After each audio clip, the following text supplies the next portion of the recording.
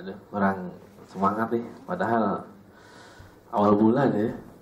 Awal bulan banyak yang turun. Oh, awal. Udah masuk belum? Belum. 2000 orang nih kan yang hadir, subhanallah. Oh, mau nyalain dulu.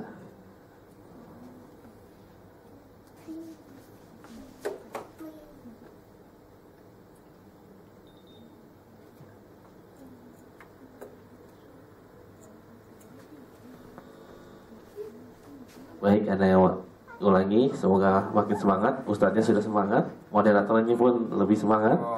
Nah, alhamdulillah. Nah, baik, assalamualaikum warahmatullahi wabarakatuh. Waalaikumsalam warahmatullahi wabarakatuh. Alhamdulillah wa syukurillah wassalatu wassalamu ala rasulillah sallallahu alaihi wasallam, amma ba'du. Pertama-tama marilah kita panjatkan puji syukur kita kepada Allah Subhanahu wa taala hingga saat ini, detik ini kita diberikan bermacam-macam kenikmatan yang tak terhitung oleh kita. Setuju? Setuju? Setuju. Setuju aja biar cepat. Salawat dan salam senantiasa kita sanjungkan kepada Nabi kita Muhammad sallallahu alaihi wasallam, pengikutnya, keluarganya, dan insya Allah kita sebagai pengikutnya hingga akhir hayat. Amin ya rabbal alamin. Baik, kali ini kita kedatangan guru kita plus motivator kita, sama anaknya, sama moderatornya. Mantap. Yang dari walking seminggu yang lalu. Masya Allah. Nanang Mubarak, dan insya Allah akan memberikan materi saleh di kantor. Ya, tetap saleh di kantor. Tetap saleh di kantor. Judul besarnya kantorku surgaku. Kalau di rumah surgaku juga. Baik, kita punya waktu sampai 1:30, Ustaz, maksimal. Mungkin kalau ada tanya jawab disisihkan 10 menit. Baik, terima kasih. Sebelumnya kita awali dengan baca basmalah. Bismillahirrahmanirrahim. Bismillahirrahmanirrahim. Assalamualaikum warahmatullahi wabarakatuh. Waalaikumsalam warahmatullahi wabarakatuh. Hamdan wa syukurun lillah, la haula wala quwata illa billah. Allahumma shalli wa sallim wa barik ala Muhammadin la nabiyya ba'dah. Ya ayyuhalladzina amanu taqullaha haqqa tuqatih wa la tamutunna illa wa antum muslimun. Tidak berpanjang kalam, kita masuk ke tema kita. Ini rangkaian tema kita adalah Taklim Kantorku Surgaku, judul besarnya. Kita ingin melanjutkan pembahasan kita dengan tema tetap saleh atau soleh atau solih di kantor. Judul ini adalah mungkin sederhana saja, tapi ini membutuhkan 2-3 jam pembahasannya. Jadi kalau sekarang hanya 1,5 jam atau 1 jam saja, kita lanjutkan, mudah-mudahan Allah beri kesempatan di lain waktu. Kenapa tetap soleh di kantor? Pertanyaannya, kenapa kita harus tetap soleh di kantor? Kenapa kira-kira? Ada. Kenapa? Biar fokus. Biar fokus. Kenapa kira-kira? Kenapa sih kita harus tetap menjadi orang yang soleh di kantor? Dapat pahala, Dapat pahala. Apa kira-kira? Biar ada nilai. Yang banyak apa kira-kira? Kenapa sih biar ada nilai? Terus biasanya biar ada nilai, ada pahala sebagai ibadah. Apalagi kira-kira? Kenapa sih kita harus menjadi orang soleh di kantor? Satu, karena orang menyebut soleh itu sering dihubungkan dengan masjid, dengan musola, dengan majlis taklim, di pengajian soleh. Benar ya? Di pesantren, dekat dengan Habib, Kiai, Ustadz, Syekh, gitu ya, para masyayikh, para asatid. Oh, jadi orang soleh itu. Ketika mau kemana pengajian, menjadi orang soleh ya. Betul ya? Mau kemana? Mau ngaji. Masya Allah, soleh banget ente. Nah, kira-kira gitu ya. Atau mau kemana? Mau ke masjid. Bener-bener ente soleh banget. Kadang-kadang itu kata-kata bisa jadi motivasi atau ngeledek. Bener ya? Nah, kemudian ketika dia sudah keluar dari masjid, keluar dari majlis taklim, keluar dari musola, keluar tidak bertemu lagi dengan orang yang baik, nah kira-kira kata orang, udah gak pengajian lagi kan? Yuk kita, gitu. Yuk kita main lagi, yuk kita apa lagi. Itu alasan yang pertama. Alasan pertama tadi apa? Karena orang menyebabkan soleh itu kadang di masjid saja, di musola saja, atau tempat majelis taklim saja, di pesantren saja, atau di lingkungan orang yang baik, gitu ya. Seolah di kantor kita tidak perlu soleh. Bahkan ada yang pesan ke saya sebelum saya ceramah di beberapa kantor itu, Pak Ana, tolong dalam ceramah jangan sering-sering ngomong akhirat. Ada yang bilang begitu. Pesan khusus. Bahkan di sebuah institusi pemerintahan, kalau sudah disebutin pemerintahannya, ada yang bilang tuh, Pak Ana, dalam ceramahnya tolong jangan bawa-bawa surga neraka dah. Masya Allah. Udah tuh. Bahkan di sebuah lembaga insuran yang gak usah ngomong syariah, udah syariah banget tuh, gak usah sebut merek ya. Ini direkam lagi. Sebelum isi training, isi ceramah, dia bilang ke saya, salah satu direkturnya, Pak Anang, tolong sampaikan dalam materi Pak Anang kepada pegawai saya, tolong pisahkan antara kehidupan religiulitas agama dan profesionalitas kerja. Jadi tolong pisahkan. Saya kaget juga tuh. Memang kenapa ya? Ada apa? Memang kalau dihubungkan antara kehidupan religi seseorang karyawan atau pegawai dengan profesional kerja, emang ada apa ya? Bentrok, crash. Apalagi? Apa istilahnya? Menyebabkan perusahaan jadi down. Kita bilang justru kalau dipisah ini masalahnya. Dan betul saya tanya teman saya yang mengundang, emang kenapa ini, siapa dia? Ternyata dia adalah direktur baru yang baru diangkat di beberapa bulan. Lalu dia memberikan sebuah aturan yang sholat duha jadi dipersulit, baca Quran dipersulit, maaf itu jadi dipersulit ketika kehadiran dia. Akhirnya pas saya tanya gimana pemasukan perusahaan, ternyata sedang turun. Kita bilang bisa jadi ini masalahnya. Apa masalah tadi? Dipisahkan kesolehan religi, kesolehan agama kita dengan profesionalitas kerja. Ternyata seperti itu.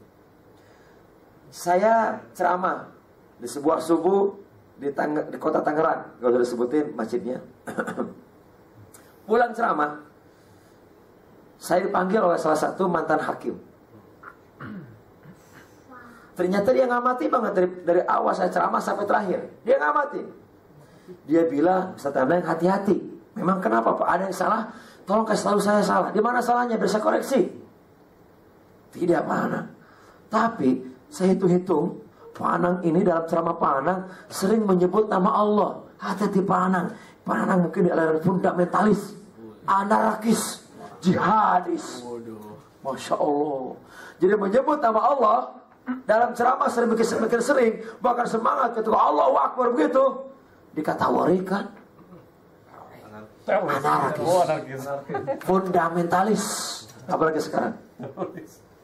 Ya mungkin ini. Saya tanya, sebelum saya tanya ke yang lain, ada bisikin, ternyata dia mantan hakim. Ternyata hari ini ada orang fobia dengan kata-kata itu.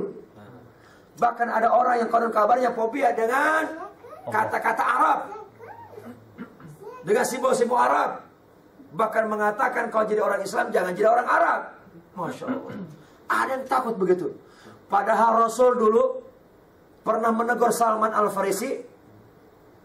Wahai Salman, janganlah engkau membenciku dan membenci Islam. Dan kelak akan datang di akhir zaman itu adalah orang yang membenciku dan membenci Islam. Kata Salman, mana mungkin kami membenci engkau ya Rasul. Engkau adalah kekasih kami, engkau adalah panutan kami, kedua kami, pemimpin kami, guru kami, murabi kami, orang tua kami. Dan tidak mana mungkin kami membenci Islam sebagai ajaran dibawa oleh engkau. Mana mungkin kami. Apa kata Rasul? Ya, kelak memang akan ada orang yang membenci aku dan membenci Islam. Bagaimana caranya ya Rasul? Ya, dengan cara membenci Arab. Dengan cara membenci Arab. Kau benci Arab, sesungguhnya kau membenciku dan membenci Islam. Kesimpulannya apa hari ini? Jika ada orang yang mengatakan benci kepada Arab, itu bukan benci kepada Arab, tapi benci kepada Islam, benci kepada Quran, dan benci kepada baginda yang mulia Muhammad sallallahu alaihi wasallam. Ada meme itu keluar pasca orang yang mengatakan itu. Ada meme itu. Hari ini katanya kalau ada yang meninggal, nggak usah disebut almarhum atau almarhumah, sebut aja bangke. Bapak Ibu, sekarang sudah ada bangke satu orang. Ngeri kan? Karena kan almarhum dari bahasa Arab. Benar gak? Masya Allah. Ini yang terjadi hari ini. Mari istighfar kepada Allah. Astagfirullahaladzim. Dan prediksi Rasul itu yang menegur Salman terjadi ke hari ini. Terjadi. Semoga kita bukan termasuk bagian dari orang yang membenci Arab, membenci Rasul, membenci Arab sama dengan membenci Islam, sama dengan membenci Allah Subhanahu Wa Taala, sama dengan membenci Al-Quran. Dan hari ini sudah jelas-jelas banyak orang yang menampakkan dirinya, kebenciannya, walaupun katanya Islamnya di KTP doang. Karenanya tema kita adalah kenapa atau kita tetap selalu di kantor. Karena yang kedua apa alasannya? Banyak hari ini propaganda yang ingin menyeret diri kita dalam kehidupan di lingkungan kita, masalah satu ini kantor. Propaganda itu ada juga, bukan hanya di di orasi-orasi, di panggung-panggung, tapi mungkin ada di kantor, mungkin yang akan memelorotkan, bukan kolor ya, memelorotkan akidah kita, keyakinan kita, jati diri kita, dan kebenaran Islam ini. Mungkin nggak? Mungkin nggak terkantor ada ajakan-ajakan seperti itu? Mungkin? Mungkin. Karenanya saya ajak tetap soleh di kantor. Karena ada yang beranggapan pertama soleh itu mesti hanya di masjid saja, mesti ketika Ramadan saja, mesti ketika umroh haji saja, mesti ketika membaca Quran saja, mesti di masjid atau majlis taklim saja. Kita bilang tidak, dimanapun harus soleh. Yang kedua, karena banyak begitu godaan propaganda yang akan memelorotkan atau bahasanya apa? Menselingkuhi kebenaran. Keren gak? Anak muda. Apa maksudnya menselingkuhi aturan? Menselingkuhi kebenaran maksudnya apa? Jadi kadang orang menganggap benar, padahal mah itu salah. Tapi orang padahal mah itu salah dianggap benar. Itu prediksi Rasul dulu. Sekarang terbukti gak? Kebenaran dianggap salah dianggap benar. Ini terjadi. Makanya kita harus tetap soleh. Apalagi mohon maaf, kalau kita berbicara Indonesia, KPK ada dibuat, apakah korupsi semakin hilang? Bahkan semakin banyak. Kalau dulu kan di sini sendiri, sekarang sudah korupsi berjamaah. Dia tidak mau kalah, salat berjamaah pahalanya gede, banyak. Korupsi pun artinya kalau satu orang korupsi, dia ngajak yang lainnya karena tidak mau tersangka sendirian. Bukankah demikian hari ini? Tertangkap satu orang, akhirnya dia nunjuk yang lain, merembet, akhirnya banyak. Betul gak? Karena memang begitulah aktivitas setan. Setan tidak mau masuk neraka sendirian, akhirnya dia menggoda, berjanji kepada Allah untuk menggoda anak cucu Adam dan minta ditangguhkan. Apakah masih berlaku penangguhan itu? Masih berlaku. Karena yang ketiga adalah setan akan senantiasa ada menggoda anak cucu Adam untuk menselingkuhi kebenaran. Apa tadi? Menselingkuhi. Catat tuh.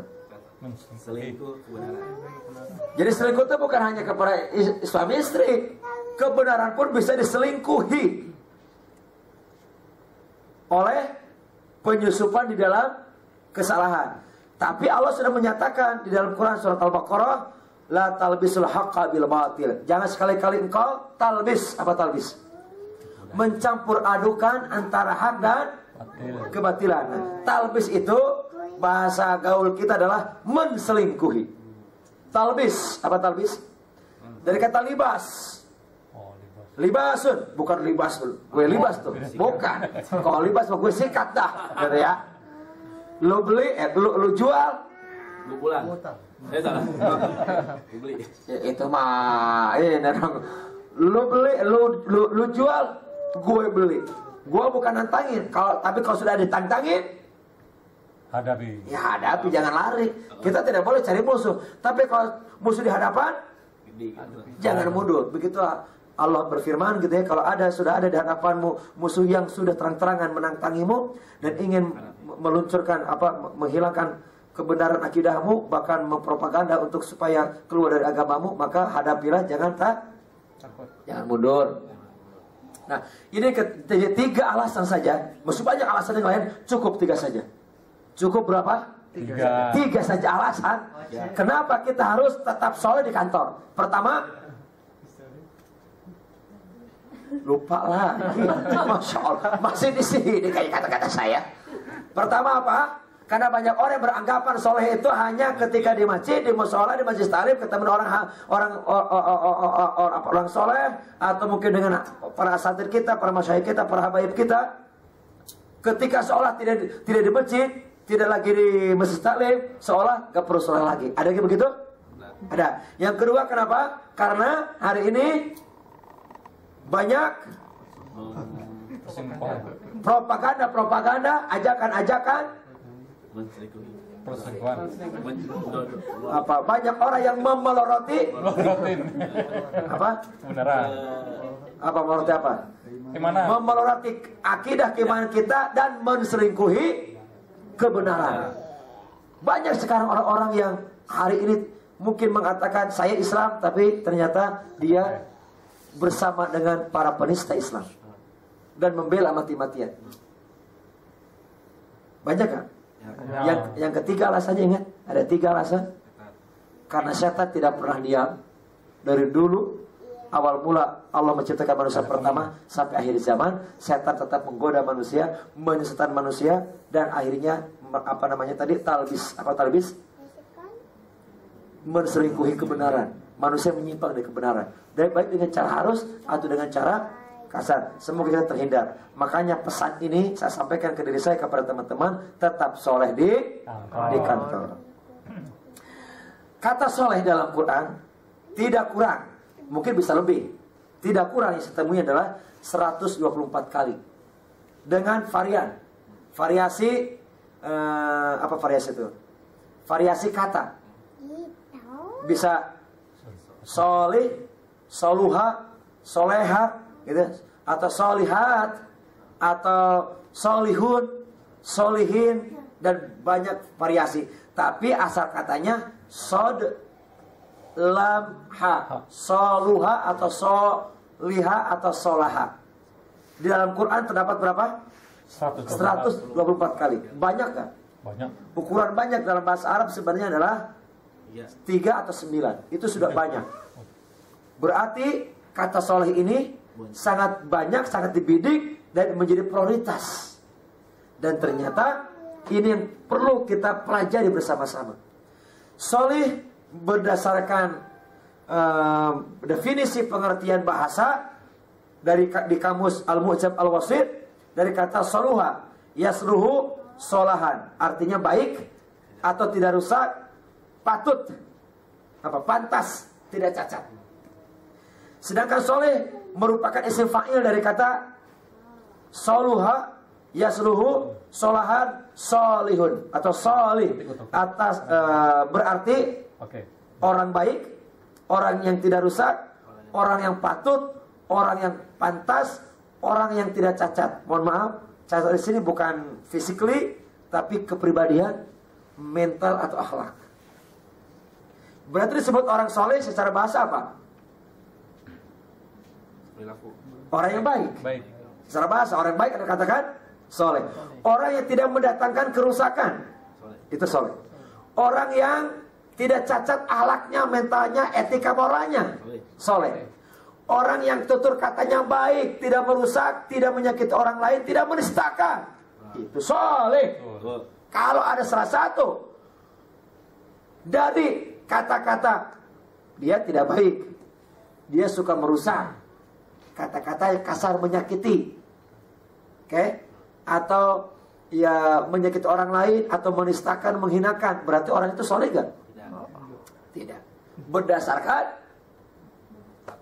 akar kata bahasa dari soluha yasluhu solahan. Soleh artinya orang baik, orang yang tidak rusak, orang yang patut, orang yang tidak cacat. Mohon maaf, cacatnya bukan cacat fisik ya, tapi cacat apa tadi? Mentalitas, moralitas, etika atau akhlak. Jadi orang yang mendatangkan kerusakan soleh gak? Soleh gak? Enggak. Berdasarkan Kamus Besar Bahasa Indonesia, saleh tulisannya. Jadi saleh ya. Kalau kita kan soleh gitu ya.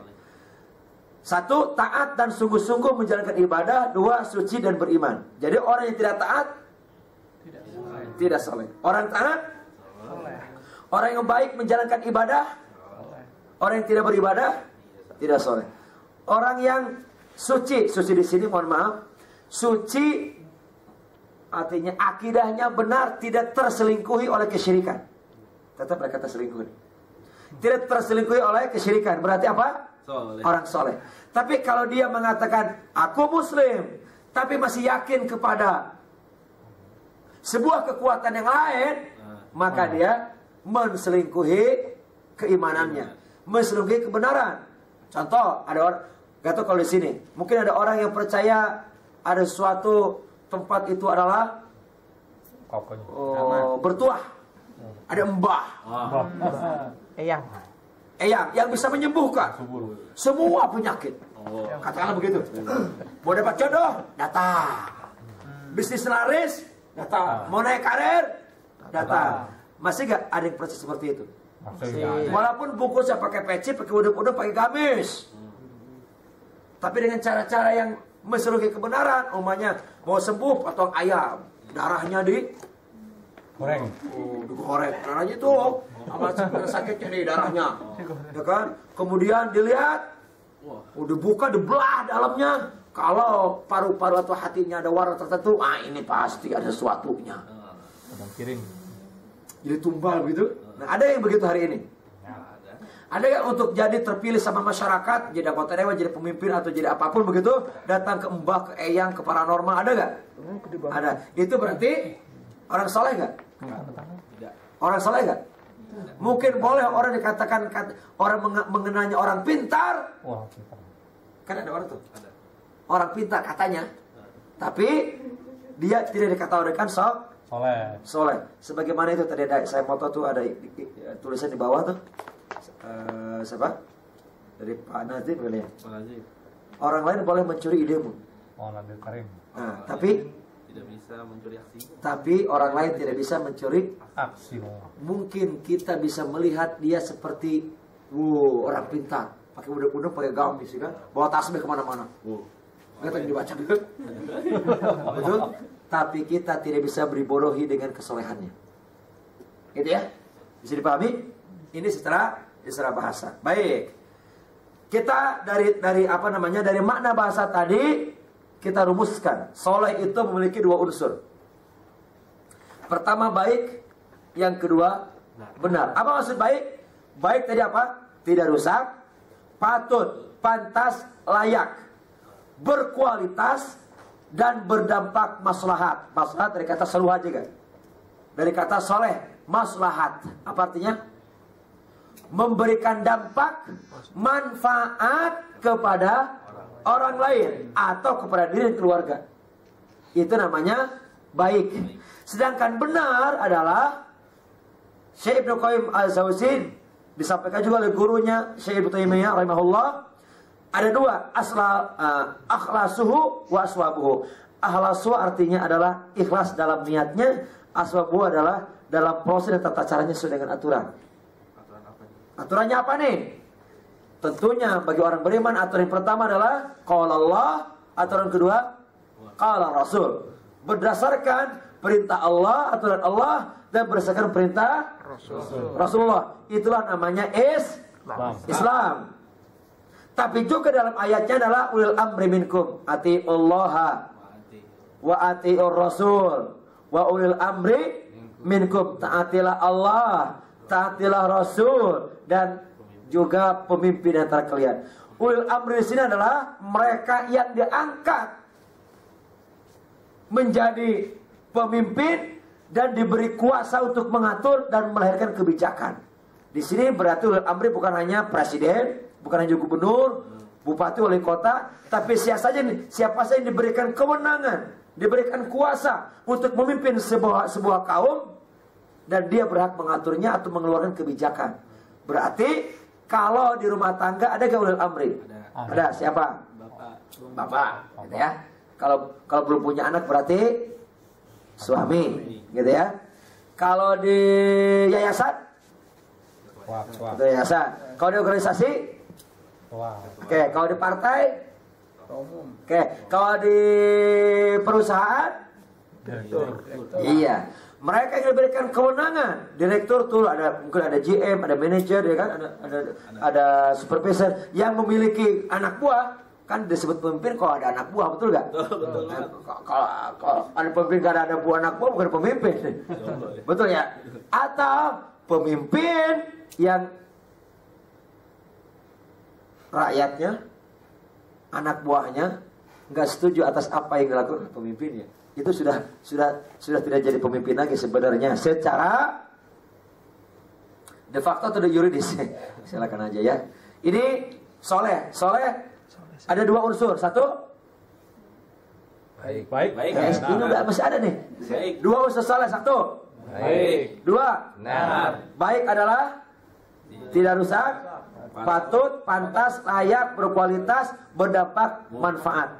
Benar maknanya akhlasuhu, ikhlas dalam niatnya. Yang kedua, aswabuhu, tata caranya, prosesnya sesuai dengan aturan. Karena kita orang beriman, aturan yang harus kita utamakan adalah aturan Allah, aturan Rasulullah Muhammad SAW, lalu aturan manusia yang berlaku dan kita tunjuk dia sebagai pemimpin.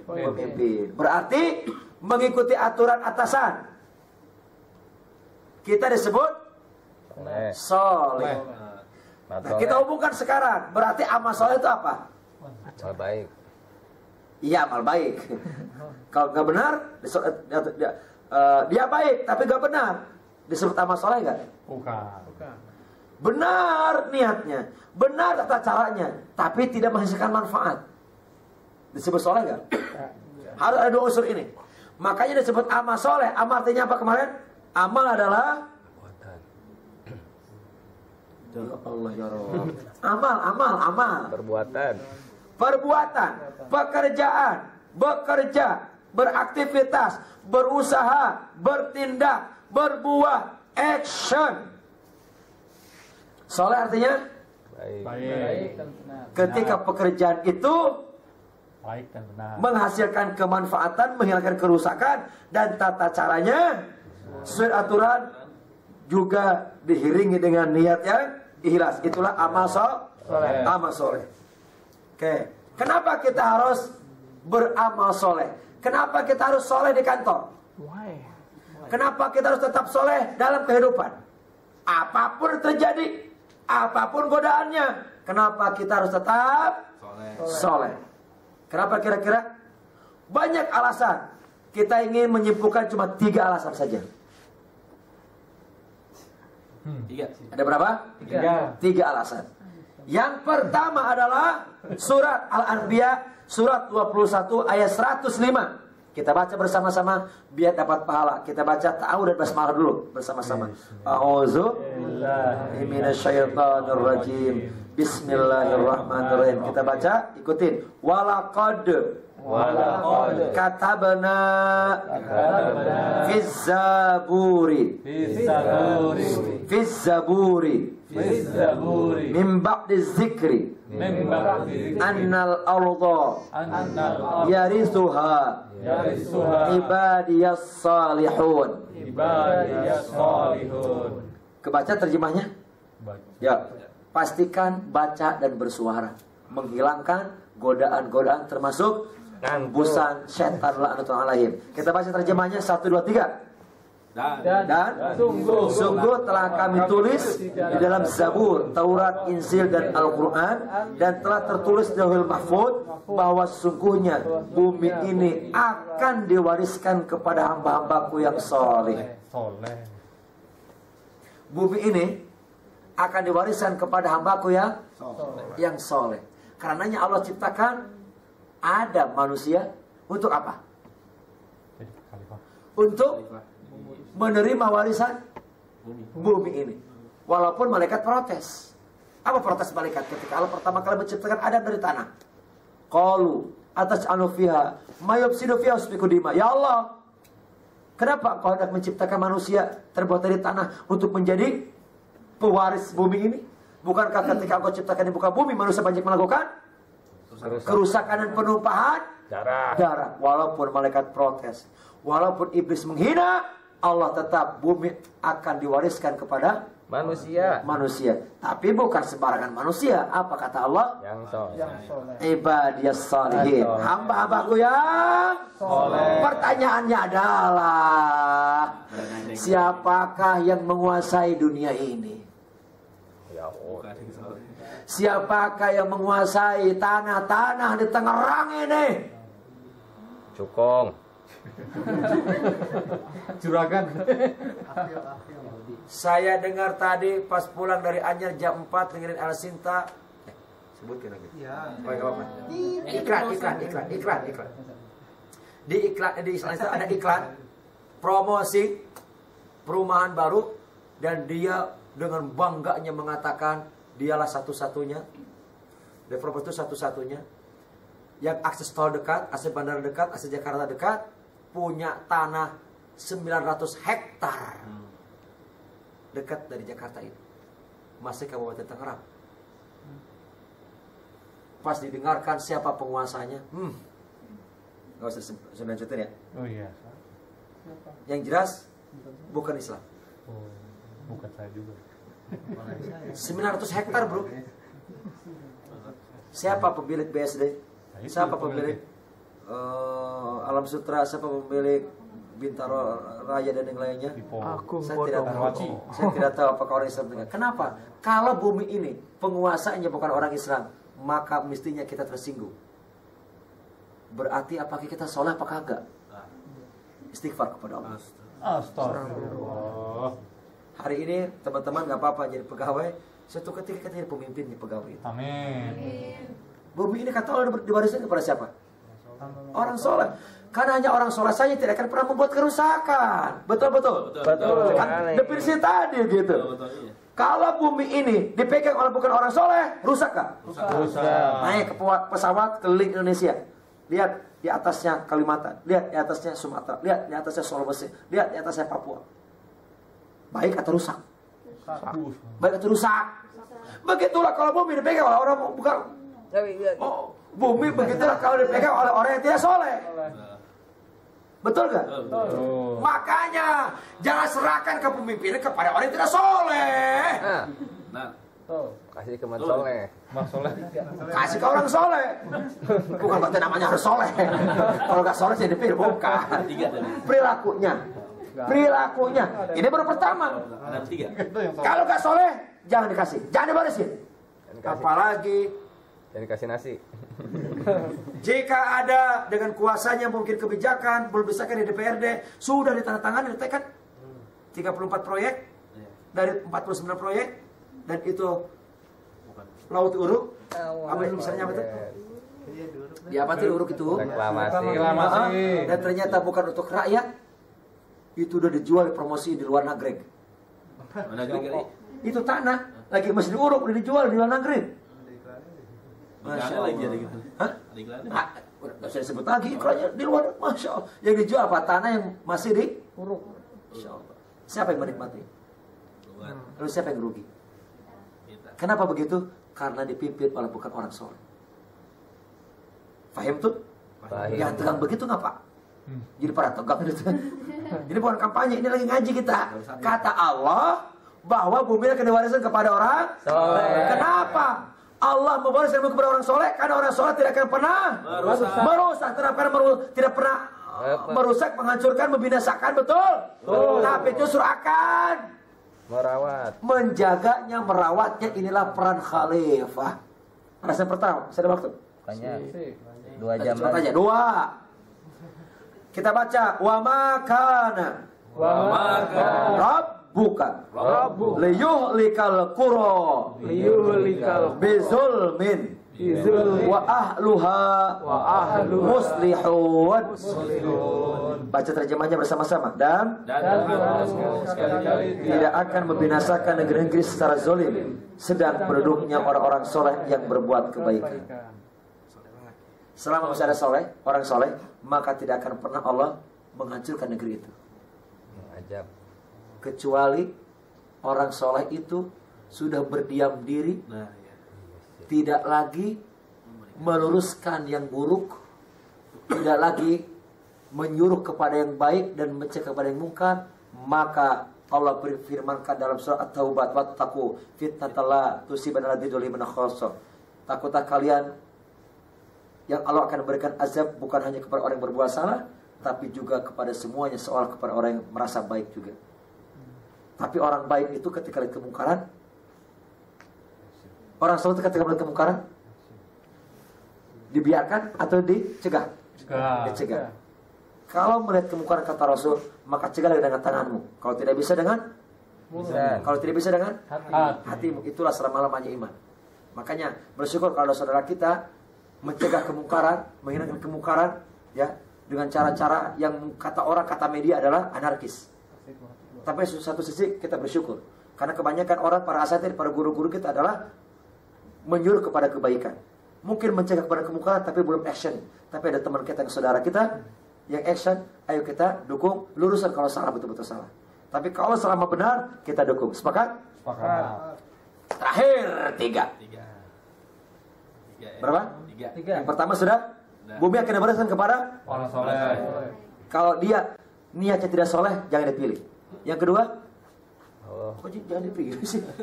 Oh, maksudnya kalau calon suami, calon istri niatnya nggak baik, jangan dipilih juga, maksudnya itu. Klarifikasi. Dua, apa tadi dua? Allah tidak akan pernah memberikan azab, menghancurkan suatu negeri apabila di dalamnya orang soleh. Pertanyaannya, ketika banyak musibah ke negeri ini, Banyak orang soleh. ketika banyak, mohon maaf, bencana alam di bumi ini, saya khawatirkan Tidak soleh. banyak mungkin penduduknya, mayoritas mungkin jumlahnya, tapi kualitas kesolehannya kurang. Istighfar kepada Allah. Astagfirullah. Tiga, kita baca hadisnya. Bada'al Islamu ghariban wa sayaudu ghariban kama bada'a fatuba lil ghuraba. Hadis Muslim dalam sahihnya dari Abu Hurairah. Baca terjemahnya, Islam muncul pada awalnya dalam keadaan asing dan akan kembali asing seperti saat kemunculan nanti di akhir zaman. Maka beruntunglah orang-orang yang asing. Islam pada mulanya muncul dalam keadaan asing, dianggap aneh, dimusuhi, dicaci maki, dihinakan, dikatakan gila, diusir, diintimidasi, bahkan mau dibunuh, bahkan diperangi. Oke? Akhir zaman kata Rasul, Islam akan kembali seperti awalnya, dianggap aneh, dianggap asing. Betul gak sekarang? Betul. Pakai jilbab rapi, Teroris. istrinya teroris. Dulu teman saya membuat ini lomba istri mirip teroris, mirip teroris lagi. Lomba menjadi istrinya teroris. Oh, dibubarin sama di Depok, di Gramedia Depok. Coba jadi ke sana. Nanti dia edit gak? Islam di akhir zaman akan dianggap asing dan aneh. Terbukti gak sekarang? Ini jenggot tadi nih. Lihat nih, semakin panjang semakin bodoh. Ya kan, semakin katanya, semakin panjang semakin bodoh. Karena otaknya ketarik sama dia. Jilbab ini bukan adat istiadat tradisi Nusantara, itu tradisi Arab. Maka jilbab katanya tidak wajib. Ada yang begitu? Ada seorang doktor, dosen di universitas terkenal katanya di Indonesia, di Depok. Dia mengatakan Quran sudah tidak relevan lagi di sekarang ini. Quran sudah tidak relevan lagi. Quran tidak sesuai dengan kemajuan zaman lagi, apalagi dengan teknologi modern. Maka Quran boleh diganti dengan logika. Itu kata seorang dosen. Bahkan ada yang kuliahnya di luar negeri juga, bahkan di Arab juga, dia mengatakan saya adalah musuh Islam. Siapa yang berani menangkap saya? Ada yang berani begitu. Mari istighfar kepada Allah. Astagfirullah. Ini adalah akhir zaman. Dalam riwayat yang lain, siapakah guroba itu? Siapakah orang yang dianggap aneh yang akan beruntung di akhir zaman? Siapakah orang yang akan sukses, menang, beruntung, bahagia di akhir zaman yang dianggap aneh itu? Alladzina yuslihuna ma afsadan nasu min ba'di min sunnati. Orang-orang yang selalu memperbaiki di saat manusia merusak sunnah-sunnahku. Yuslihuna dari kata saluha. Orang-orang yang senantiasa memperbaiki manusia di tengah-tengah orang yang sedang merusak sunnah-sunnahku. Ajaran Islam, sunnah-sunnahku, Quran dan hadis. Atau yang kedua, siapakah orang yang beruntung yang dianggap asing itu? Unasun solihuna fi unasi su'i kathirin mayyasihim aksaru mimman yuti'uhum. Orang-orang soleh yang berada di tengah di antara orang jahat yang jumlahnya banyak sekali, orang jahat tersebut yang menentang mereka lebih banyak dibandingkan yang mengikutinya. Hari ini terbukti kan? Orang soleh di tengah-tengah orang jahat, pemimpin yang zalim, yang korup, yang otoriter, yang ya begitulah ya, yang menyelingkuhi kebenaran, dia tetap tampil berani menyuarakan kebenaran itu, walaupun sedikit jumlahnya dan orang-orang yang membencinya begitu banyak, walaupun mungkin sekarang dikriminalisasi, dipidanakan. Semoga Allah jaga beliau-beliau yang baik itu. Amin. Alladzina yuslihuna inda fasadin nas. Orang-orang yang selalu memperbaiki amal ma'ruf nahi munkar di saat manusia dalam keadaan rusak. Hadis ini sahih semuanya. Jadi siapakah orang yang beruntung akhir zaman? Soleh. Dalam yang pembahasan ketiga ini adalah mereka yang tampil beda walaupun di tengah-tengah orang yang rusak. Mereka yang berani ingin mengambil tanggung jawab itu daripada orang lain caci maki lalu lari dan lalu diserahkan ke pemimpin, kepada orang yang tidak soleh. Siapakah ia? Silakan pilih saja yang terbaik, yang soleh, yang tidak menimbulkan kerusakan, yang tidak merobohkan rumah-rumah penduduk. Gitu ya, betul ya? Betul. Itu kan kerusakan berarti. Iya betul. Yang tidak merusak pantai-pantai di Indonesia ini. Betul. Betul. Yang tidak menselingkuhi kebenaran Betul. hanya untuk mempertebal kantong tebalnya dengan cara menjual, dinaikin lalu ada kelebihan-kelebihannya. Yang menjual rumah sakit, yang menjual apapun untuk kepentingan golongannya. Mari istighfar kepada Allah. Astagfirullah. Sudah jelas sekarang, clear? Clear. Bisakah kita tetap menjadi orang soleh di kantor? Insyaallah. Bisakah kita tetap menjadi orang soleh dalam kehidupan? Insyaallah. Di tengah-tengah masyarakat? Insyaallah. Bisa? Kenapa? 3 alasan. Karena Allah akan warisi dunia ini kepada orang yang Soleh. Yang kedua, karena Allah tidak akan pernah mengazab selama ada orang Soleh. siap menjadi orang soleh. Siap. Semoga dengan orang soleh sedikit Allah akan jaga tetap sehingga bumi tidak hancur. Amin. Kita tidak berikan musibah, azab, cobaan, siksaan, bencana. Nauzubillah. Misalnya yang ketiga, karena orang soleh itu adalah orang yang mungkin dianggap asing, mungkin dianggap aneh sedikit, tapi Allah akan angkat menjadi orang yang beruntung, menjadi orang menang, menjadi orang yang bahagia. Amin ya Allah ya Rabbal alamin. Kita mau masuk tema how-to-nya, waktunya sudah habis. Bagaimana caranya kita tetap menjadi orang soleh di tengah-tengah fitnah akhir zaman? Ada 6 cara. Apa 6? Ini 4 ya. Ada 6 cara, dibagi 2 kan tetap 3 aja ya? 3 lagi ya. Bukan begitu, akar katanya, akar angkanya kan bagi 2 bisa. Saya pinjam itu. 6 dibagi 2. Saya pinjam itu. Nah, gitu. 3 tuh. Jadi 6 gitu. Itu ada 3, tapi waktunya nggak cukup. Pembahasannya Bisa 2 minggu. pekan depan atau terserah, nanti terserah panitia. Kita diskusi dulu, ada waktu 10 menit, silakan. Jika ada yang mau perdalami boleh, menambahi juga boleh, atau jika bertanya tentang yang lain juga boleh, tentang kenapa kita harus tetap menjadi orang soleh dimanapun kita berada, termasuk di mana? Di kantor. Di kantor. Tafadhol, saya serahkan ke moderator. Baik. Terima kasih Ustaz kajiannya. Mungkin ada pertanyaan? Masih ada 7 menit. 7 menit, silakan. Silakan Ikhwan atau Ahwat ya. Ada yang mau ditanyakan, ditambahkan atau Tambahkan. tambahkan. Boleh ya? tambahkan. Boleh. Mungkin ada ayatnya, ada hadisnya, Ada. gitu. Mungkin Gimana? ada kisahnya gitu. Ada yang mau bertanya? Ada, Fadol? Ibu-ibu tuh kayaknya mau tanya tuh tadi. Silakan, Bu. Ada? Ada? Ibu? Oh, Halo? pertanyaannya kapan selesainya? Oh, pertanyaannya apa selesai? Bapak-bapak ada? Iwannya ada? Gimana? Bapak-bapak? Mau ketemu Ustaz aja loh. Nih. Ih. Apakah cukup menjadi motivasi kita untuk tetap menjadi orang soleh? Cukup hari ini? Cukup? Apakah 2 ayat dan 1 hadis tadi cukup untuk memotivasi agar kita tetap menjadi soleh? Cukup? Mau ditambahin lagi alasannya? Mau. Boleh. Kalau cukup dengan 3, kenapa mesti tambah lagi yang lain? Benar gak sih? Benar. Maksudnya, kalau cukup Ngapain awalnya Ustaz? kalau cukup dengan alasan 3 ini, kenapa mesti cari-cari yang lain?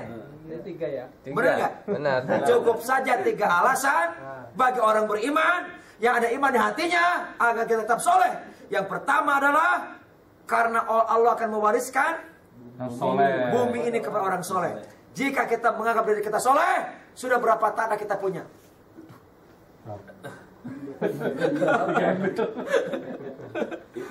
Kalau masih kontrak, segera bertobat sama Allah. Astagfirullah. Bukan merendahkan, bukan. Menjadi pemilik. Ini perintah Allah. Maka orang Islam itu memang disuruhnya orang kaya. Karena dunia ini boleh kepada orang orang Islam. Kalau di sini tanah sudah mahal, udah pergi ke Kalimantan, Sulawesi, Irian Jaya, masih luas tanahnya. Bener ya? Atau kalau mau pindah, kata para sahabat itu ya sering berdoa, ya Allah, matikan aku dan kuburkan aku di Baqi. Para sahabat, para salafus soleh senantiasa ingin dikuburkan di Baqi. Pemakaman Baqi itu ada di Madinah, di depannya, hampir ke depannya Masjid Nabawi. Kenapa banyak orang yang berdoa dimakamkan di Baqi? Satu, banyak para sahabat di makam di sana, para istri Rasul di sana, keluarga Rasul di makam di sana, dan hanya orang Rasul di sana. Kenapa? Karena setiap jam, setiap menit, setiap hari orang datang ke sana untuk mendoakan. Masya Allah. Ada yang buka kabel di sana? Belum. Ada yang sudah lihat pemakaman Baqi?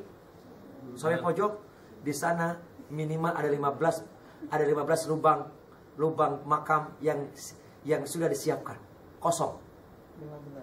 Daftar. Jadi kalau ada yang wafat jam berapapun, tengah malam pun langsung dikuburkan. Jadi minimal ada 15 lubang makam yang kosong disiapkan. Siapa yang mau buka kabel di sana? Gak usah bayar, bro. Beda kalau ada Cikarang mah. Sampai MM-an.